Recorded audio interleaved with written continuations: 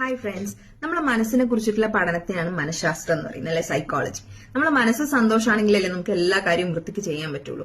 അപ്പൊ നമുക്ക് ഈ ചെറിയ ചെറിയ മാനസിക ഇഷ്യൂസ് ആണ് വലിയ വലുതിലേക്ക് കൊണ്ടുപോകുന്നത്. അപ്പൊ നമ്മളിപ്പോ ഒരു ട്രീറ്റ്മെന്റിന് ഒരു സൈക്കോളജിസ്റ്റിന്റെ ഒക്കെ പോയാൽ തന്നെ നമ്മൾ പറയേണ്ട കാര്യങ്ങളുണ്ട്, പറയേണ്ടാന്ന് തീരുമാനിച്ച കാര്യങ്ങളുണ്ട്, അല്ലെ.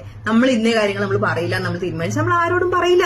അത് നമ്മൾ ഏത് വ്യക്തിയാണെങ്കിലും അവരുടെ ഉള്ളിൽ അവർക്ക് മാത്രം അറിയുന്ന കുറെ കാര്യങ്ങളുണ്ട്. അപ്പൊ നമ്മൾ ഇങ്ങനത്തെ ഷെയർ ചെയ്യാത്ത ആൾക്കാർ ഏതെങ്കിലും ഒരു സൈക്കോളജിസ്റ്റിന്റെയോ ഏതെങ്കിലും ഒരു സൈക്കാട്രിസ്റ്റിന്റെയോ ഒരു എന്തെങ്കിലും കാര്യമുണ്ടോ? നമുക്ക് നമ്മൾ തന്നെ ചേഞ്ച് ചെയ്യാൻ പറ്റുന്നുള്ള ഒരു കാര്യം നമ്മൾ മനസ്സിലാക്കണം. കാരണം നമുക്ക് നമ്മളെ അറിയുന്ന പോലെ ഈ ലോകത്തിൽ ഒരാൾക്കും നമ്മളെ അറിയില്ല.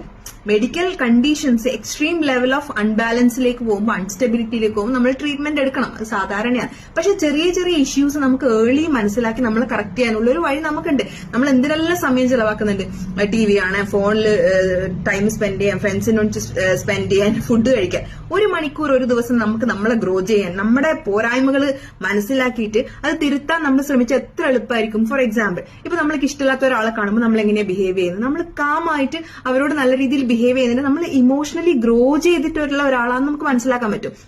ഒരു സമൂഹത്തിന്റെ അല്ലെങ്കിൽ ഒരു കമ്മ്യൂണിറ്റിയിൽ ഒരു ഗ്രൂപ്പിന്റെ ഇടയിൽ സംസാരിക്കാൻ കഴിയില്ലെങ്കിൽ നമുക്ക് കോൺഫിഡൻസിന്റെ ഇഷ്യൂ ഉണ്ടെന്ന് മനസ്സിലാക്കാൻ പറ്റും. നമുക്ക് പഠിക്കുമ്പോൾ സ്ട്രെസ്, ആൻസൈറ്റി, വേണ്ടാത്ത ചിന്തകൾ വരുന്നുണ്ട്, നമുക്ക് ഫോക്കസ് ഇല്ലാന്ന് മനസ്സിലാക്കാൻ പറ്റും. ഇങ്ങനെ നമ്മൾ ഒബ്സർവ് ചെയ്യുമ്പോൾ നമുക്ക് വളരാൻ പറ്റും.